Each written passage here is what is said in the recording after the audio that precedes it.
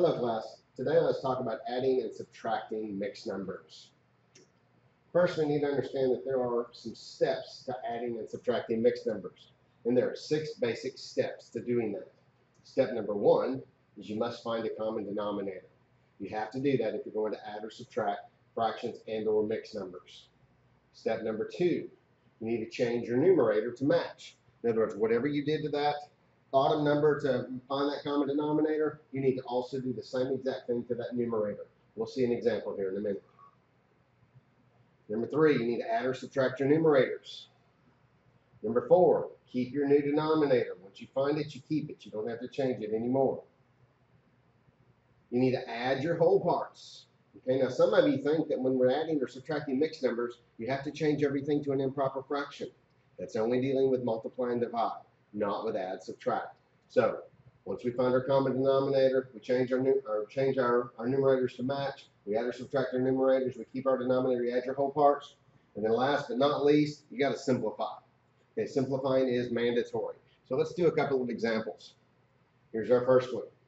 Okay, so the first thing you look at here, you got 5 3/4 plus 6 5/8. So you've got to find a common denominator, because you'll notice here I've got a 4 as a denominator and an 8 as a denominator.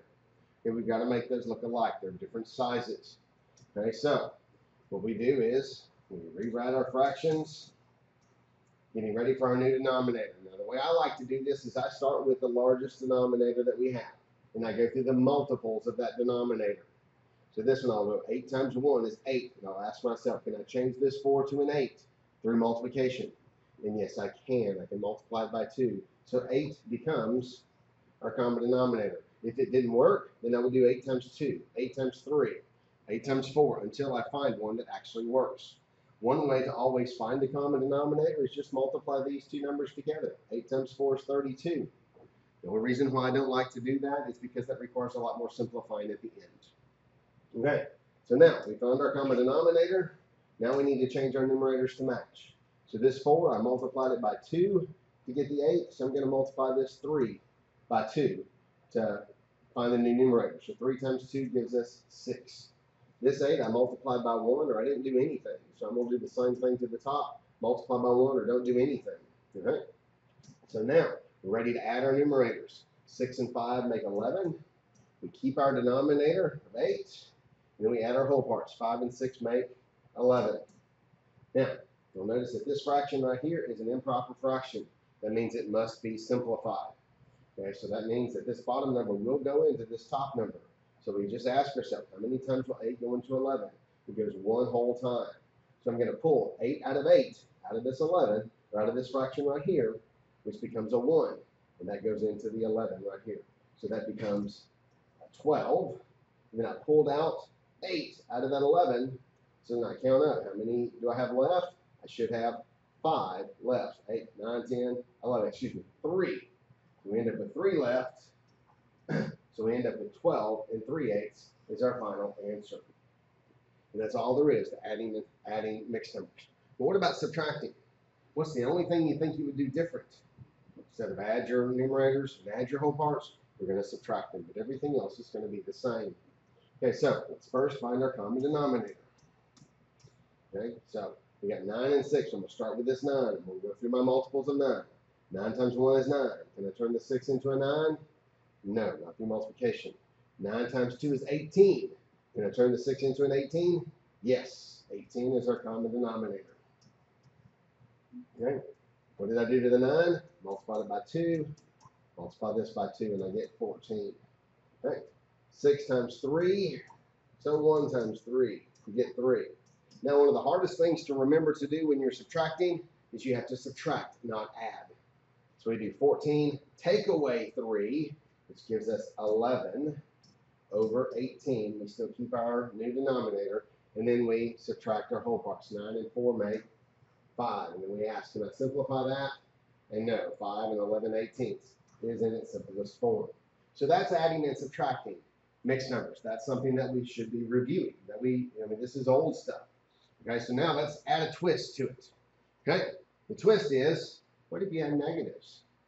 Well, first off, this negative fraction is not an integer. Okay, it's just a rational number.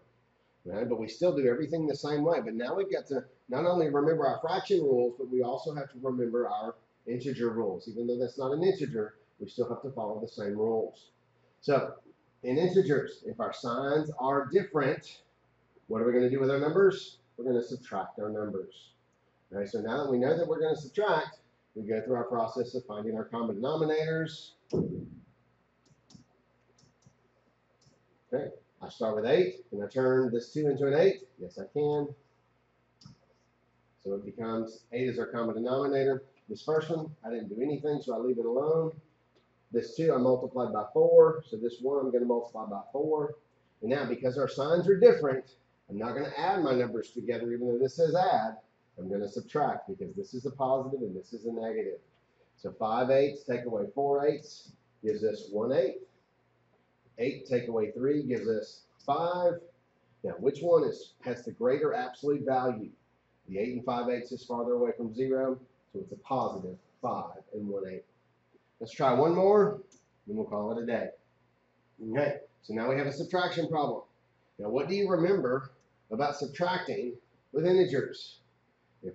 In subtraction, we don't like subtraction. We LCO it. We leave the first number alone. We change subtraction to addition, the next number to its opposite. So we leave the first number alone. We change subtraction to addition, and the next number to its opposite. And then we go back to our integer rules, go back to our adding rules. Our signs are now alike, so we're now going to add these together. So I got a -5 plus -4. Now I got 5 and 4, so what's our common denominator going to be? 20.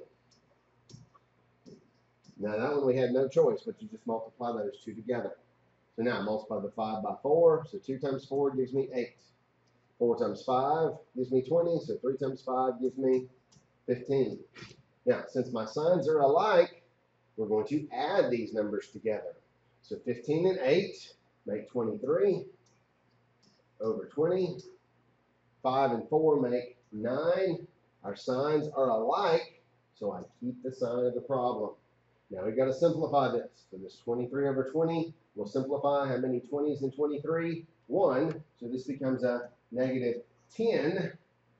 And then there's 3 left over when I pull that out. So -10 and 3/20. And that's how we add or subtract mixed numbers when we have positives or negatives to deal with as well.